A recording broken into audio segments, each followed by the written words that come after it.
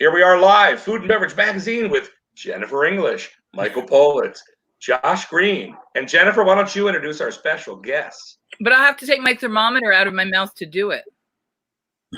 TMI, Jennifer. Hey, everybody.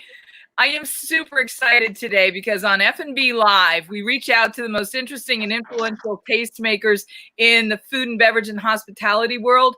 And my friend Jason Asher is really reimagining what the world of saloon, cocktail bars, mixology, guest experiences can be. He has for many years been one of the most influential figures in spirits and cocktails in the West.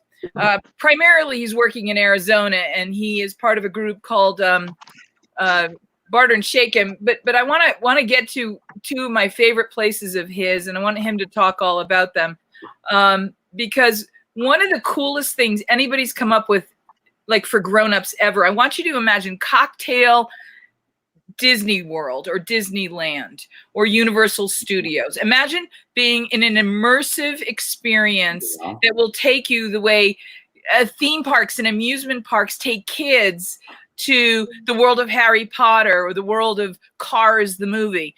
Jason is doing that for grown-ups with a cocktail concept that's one of the most exciting anywhere in the world. And he's doing it here, not only in North America, in the United States, in Arizona, but he's doing it in the most unlikely way. And he's using all of that Imagineering magic that he must have grown up with as a kid and married it up with all this cocktail guru goodness and genius that he has. I'm so thrilled to welcome my friend Jason Asher to the program today. How are you, bud? What's going on? It's great to be here. Nice to see you or hear from you. I'm very proud of you.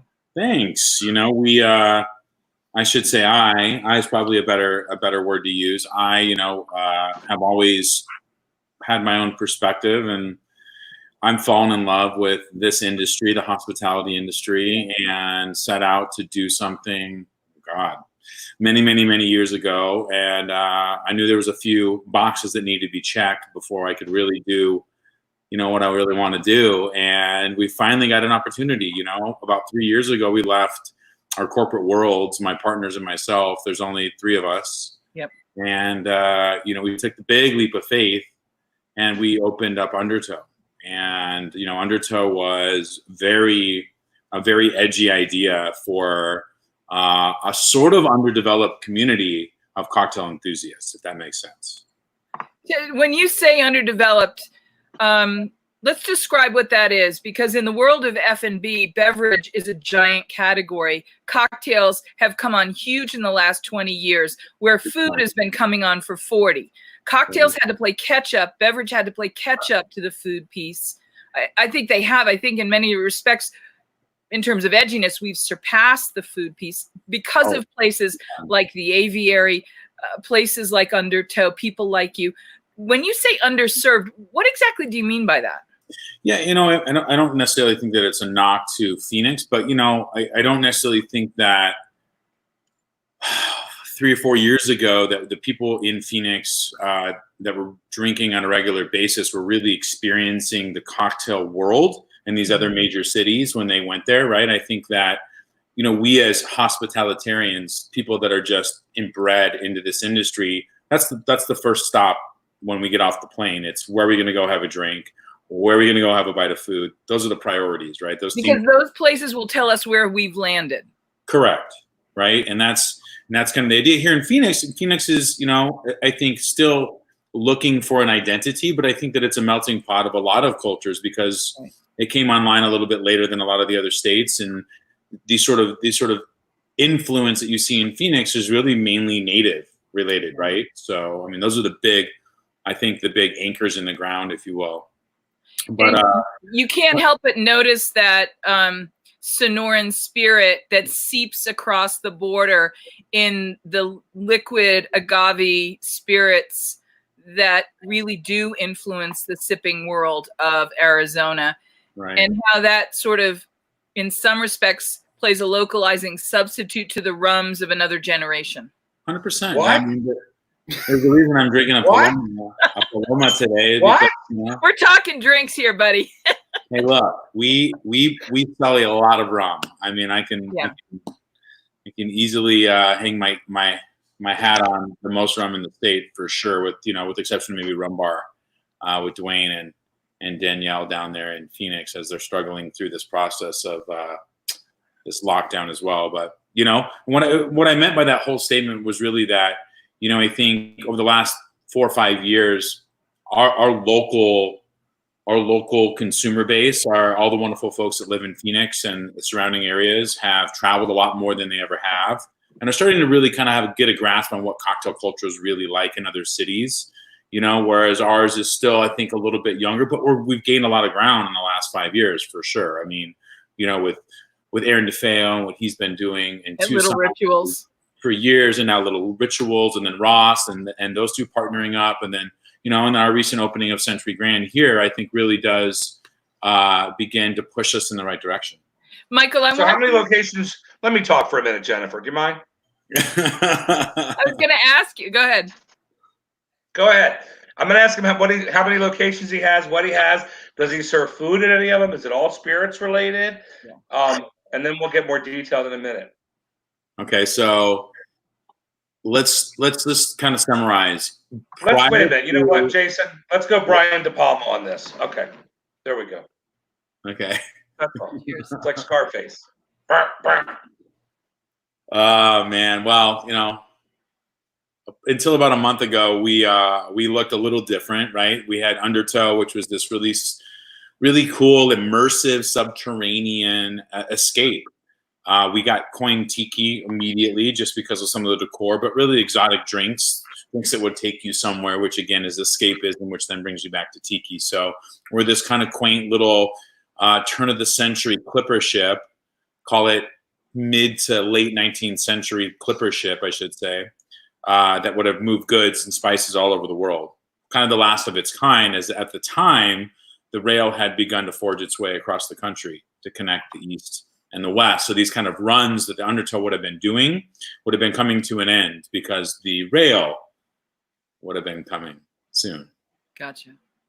And then when we talk about this, Michael, you got to remember that the gins and the botanicals and the spices that would have been used to make the gins, flavor the rums, make the bitters, a lot of the cocktail roots in that golden age that was Professor Jerry Thomas's time would have been heavily influenced by the kinds of spices and goods that would have traveled from the islands and the exotic spice routes around the world. All of that was the homage that Jason created with Undertow. So it's really a cocktail history lesson, to my mind, as much as an immersive experience. You really can't help but be infused with all of this history as well as the flavors and essences. It drives it all. It is like it's the vehicle that allows us to continue to grow the brand, because the storyline and the history, whether we're pulling elements from over here, and pulling it back into our storyline and then embellishing it with our fictional narrative, it's endless, right? It can go on and on and on. So, do you know Andrew Pollard? Pollard. Oh, look at that guy. Look at that guy, huh? Is he handsome? I just want to know. Do you think? I mean, who spends more time on his hair? Guy. Well, he works on it. It's not just doesn't come natural. See, everything comes natural to Jason, and he works hard, which is why genius happens that way. Yeah. Thanks, Jennifer. Hey, Jason, I got to tell you, Michael, I'm also really proud of Jason because I've watched him develop, because I'm about 100. I've watched him develop as a hospitalitarian. Is that the word you used? I love that word. Oh, yeah. But I want to speak to this before we leave Undertow and then go to Century Grand. I want to go to that whole tiki, quote unquote tiki, because when we think of tiki, we think of, Trader Vic Bergeron, and we think of a time from the 1930s on, but a lot of those drinks have their roots in a very classic style that was tiki before tiki that you are paying homage to. Will you talk a little bit about the trending of all that?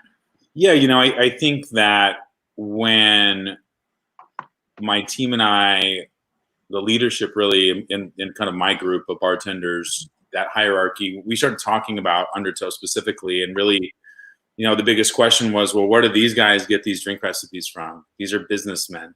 These are entrepreneurs that don't know how to make cocktails. So where do they get them from? So this was the first menu where I dug a little deeper, and I dug into some of these ideas that, maybe it wasn't about spirits. Maybe there was wine being moved. Maybe it was fortified and fully fortified and aromatized wines like Madeiras and cherries and ports. And were they using them? Were there recipes that contain them? And our recipes go back to the 1600s. So that chunk of our menu is 1600s all the way through the 30s when tiki begins. Yeah. Can you give us a couple of comments about how tiki is really one vibe that we can borrow for this pandemic quarantine? Because that idea of quarantine is such a like malaria 1930s classic cocktail kind of thing. And you almost can imagine being, truly quarantined in a white linen suit somewhere in the Far East. I'm thinking of maybe like a Raffles Hotel kind of a vibe, right? Or a Polynesian vibe. Talk a little bit about how tiki's the perfect thing for now.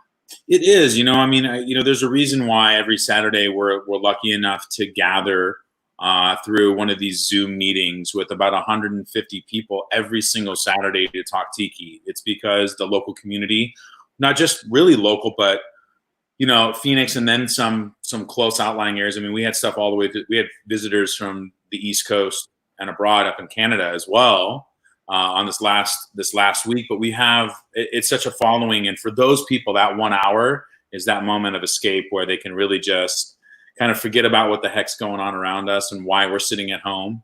But we're making drinks. We sell our little kits at a Century Grand, which we can talk about in a minute, but we sell our little drink kits and people buy them, and then they sit there on Saturdays and make the drinks with us and enjoy cocktails with us. So what one tiki drink is the kind of tiki drink we can make at home during the quarantine that maybe uses something in our pantry that will really give us a sense of that escapism?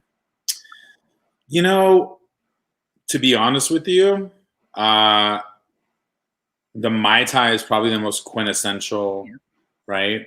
Yes, it calls for very specific rums, but that's what makes a Mai Tai so cool, is that you can use whatever rums you want to kind of make it your own. Yes, we follow classic guidelines, but it requires orange liqueur, lime juice, and a little bit of almond syrup, which you can easily make with just stabilizing a little almond milk with some sugar, 1-to-1, and then you're good to go. But and by stabilizing, you mean put it in a little saucepan and cook it on the stove, or not even? Melt the sugar in there. And if you have any almond extract lying around, I add a couple drops. If you have any orange flower water lying around, I'll add a couple drops of that. Maybe a little amaretto if you don't. Yeah, whatever you have that's almond tasting, and just add that to it, and then you're good to go. And you can make your drinks. You can make the Mai Tai, which is really it's a rum daiquiri with a little almond and orange liqueur, or margarita with a little almond in it. It's really super simple drink, and usually 2 or 3 of those ingredients are lying around the house usually. So. And if you have a Loretto cherry or a Trader Joe's cherry, no one's gonna. Right. Is that what you're having there? I'm having a Paloma. I decided there was some grapefruit sitting in the basket, so. Well, I talked to the lovely Brooke, and she suggested let's do Spanish gin and tonics because we had our first 100-degree day in Arizona, which in Arizona we call the icebreaker. So that we did an early icebreaker. So we've got the 1-2 punch here. Yeah, I just did a little fresh grapefruit juice, a little lime juice, a little bit of sugar, some tequila, of course, and then I made a little like fennel salt that we had on the counter. So I put a little sprinkle of fennel salt in there. Nice. And Michael, I love making fennel salt. It's one of my. It's one of something I do in my spare time. Is there food to go along, or is this just a liquor bar?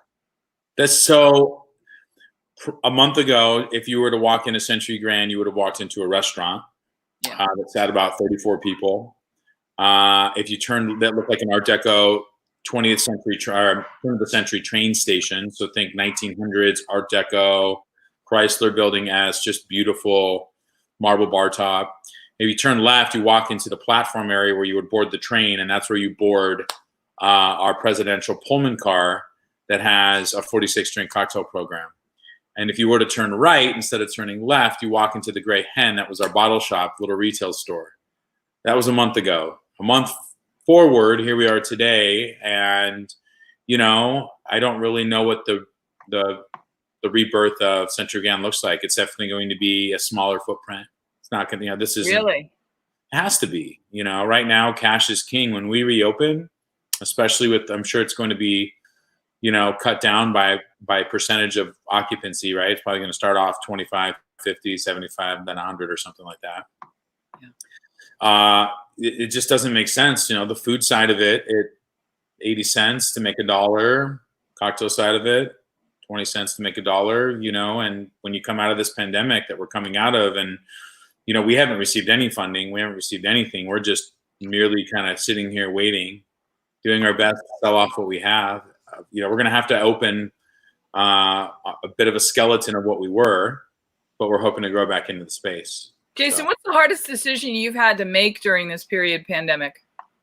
Honestly, furloughing the staff was challenging. When you get to the point where you're responsible for the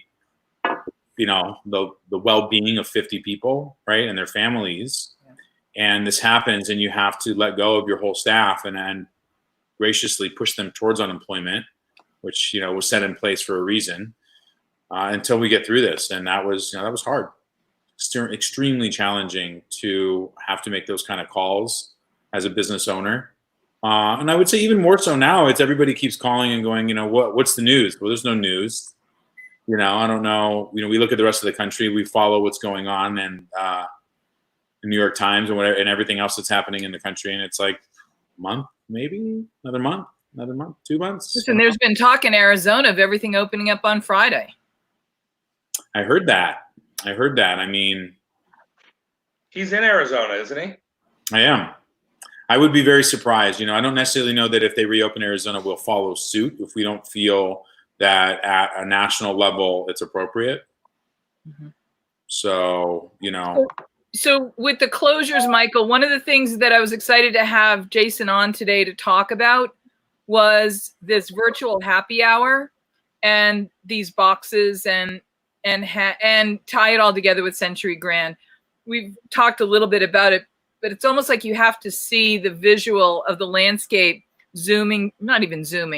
meandering by as the chain trugs along in the countryside or the woods or the environment. Jason, talk a little bit about Century Grand and then the virtual happy hour. Yeah, Century Grand was born, we opened in October, right? So not long ago, 6 months ago. But really, sort of in development for a few years prior to opening. And it was our dream to kind of open another immersive experience that would just take you away, let you forget about what was going on, and let you really enjoy cocktails, right? Let you be a part of what is going on in that space. And so we opened Century Grand, and Century Grand opened up with a dim sum style dining room led by Sasha Levine. The food was outstanding, amazing. She did an amazing job. We had our Gray Hen that was overseen by John Christie. John Christie is a whiskey guy, transplant from East Coast to here, I don't even know, maybe 15 years ago. And he's overseeing the whiskey program there. And then, of course, we have our Train, right, which is our immersive 46-drink cocktail program, and all of which is set in the 1920s kind of themed environment. The train car is beautiful. It would look like something the rich would ride on. The Gray Hen. Deluxe is the word, just deluxe. The word deluxe, just everything about it was deluxe. Yeah, it was just it's ritzy, It's on the storyline that our writer Matt Snap created for the fictional narrative that kind of takes us through the journey of the Century Grand, what it's all about, and it looks at prohibition, which randomly enough we're in the middle of currently, right? We're in a social prohibition, which is a little odd, I think, for a lot of folks. In fact, today I was out and about and people were everywhere, so it didn't seem like anybody was really. That's what I thought today too. Curiously, talk about the virtual happy hour you're alluding to. Yeah, so we have two different ones. We do one on Wednesdays. That's for Century Grand. It's really whiskey focused. It really takes a look at the journeys that we have been on over the last 2 years, collecting this array of over 90 private barrels that we now house in our building. and looking at the special, what makes those each and every one of those barrels unique and the experiences that go with it. In fact, we even bring in some of those specialists from the brand, the distillers, and they sit there and they chime in and talk. It's really, really fun. And then on Saturdays, we do our undertow one, which is really focused around undertow and our drinks and our cocktails. And we bring in the artists and they talk about the mugs, and we talk about the storyline, and we make drinks. This week, we're making a Saturn, which is one of my favorite gin drinks of all time. Love it. It's a frozen passion fruit and gin. Just yummy cocktail. Yeah, it's so good. Jason, do you have to be in the Phoenix market to participate in this, or can people send it?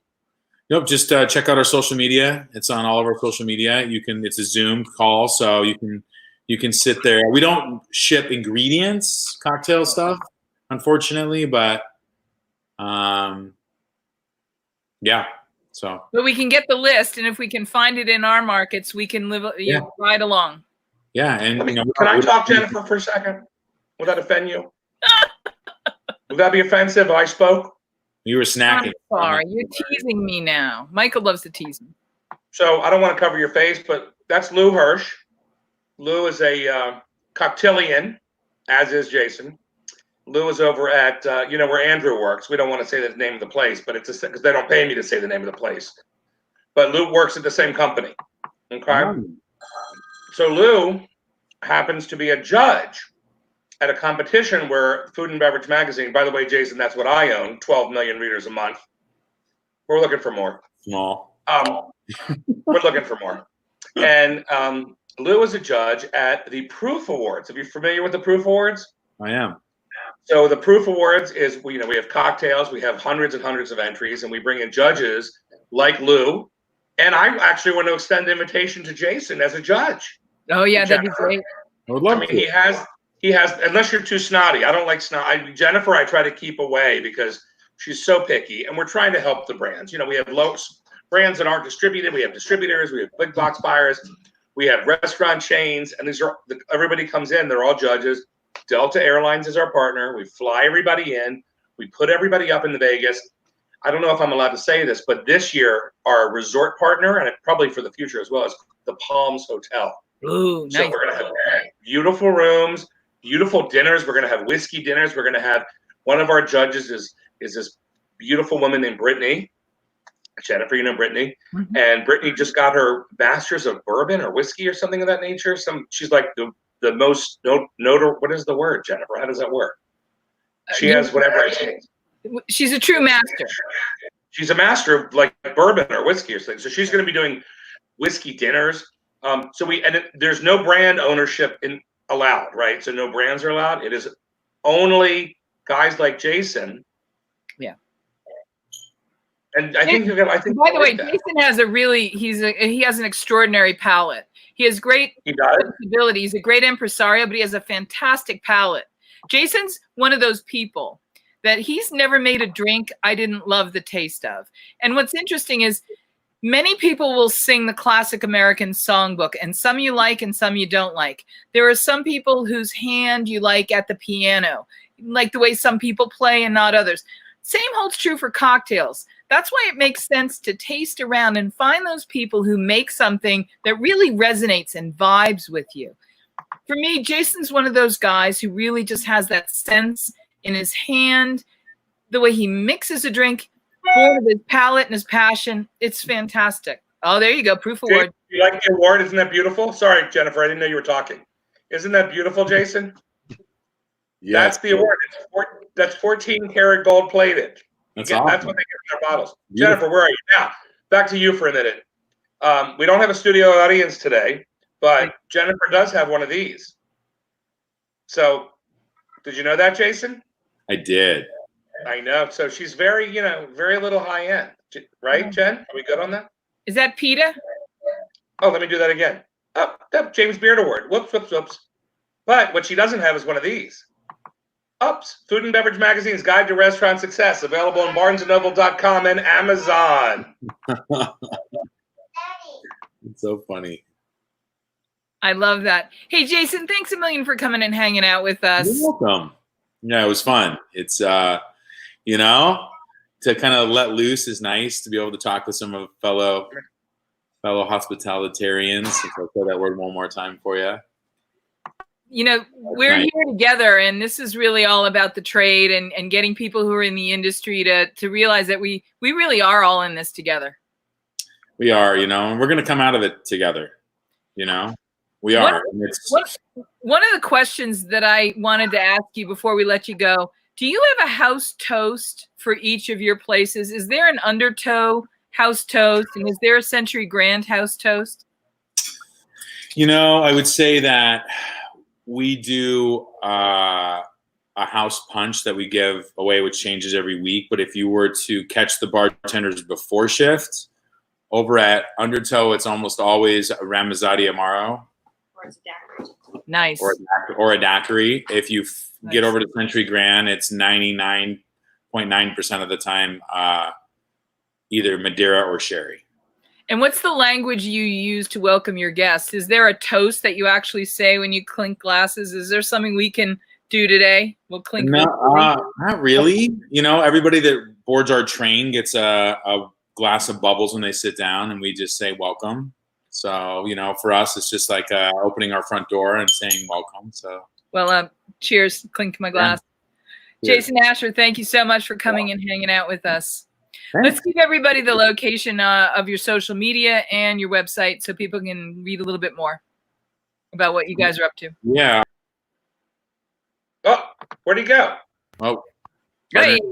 barterandshake.com. And that'll take you to links to all of our other websites, but we also have undertowphx.com and centurygrandphx.com. And both of those have everything you need to know about our bars. We'll give you our addresses and everything else. That's awesome. Thank you so much for being with us and hanging out with us. You're welcome. Nice to see you, Jennifer. We love it. We love Jason. Yeah. Jason, we're going to see you in Vegas in July. You're going to be a judge. We're going to fly you in. Jennifer, will you escort him to Vegas to make sure he gets here? I will carry his luggage. I will do whatever it takes to get him there. 2 days at the Palms Casino and Resort in Las Vegas for the Proof Awards. I think you're going to have a great time. I can't wait, man. Excited. Are you allowed to go? Are you allowed? I mean, as long as we're allowed to go, it's fine. Yeah, you can bring whoever you want. What about the baby? You got someone to watch the baby for you? Of course. I've got in-laws in Vegas too, so. Oh, nice. What? Now we're talking. Well, I got a 3-year-old. They can play together, those two. There you go. So we're good. I love it. All right. Thank you again, Jennifer. Thank you. What are we up next week? We're up. What are we doing? We got a show on Friday. We're taking you to the cranberry bogs of my New England hometown of Massachusetts. We're going to see what Ocean Spray is up to. Do you know that cranberry juice runs through my veins? It was my first cocktail. The cranberry literally Ocean Spray? Like cranberry juice? Literally. Yeah, we're going to take. Who are we talking to from there? The top. We're going right to the top. I only talk to the top, Jennifer. I know that. Anyway, I don't even want to take my temperature again. Well, we should all be taking our temperature. Where's mine? I know, right? No, I literally take my temperature daily like 5 times with this rectal thermometer. It's all we have. I play switch, but it works. Oh, look, it doubles as a swizzle stick. Jennifer, thank you. We will see you on Friday. And everybody else, thank you. Food and Beverage Magazine, we're out. Hug your kids and count your blessings.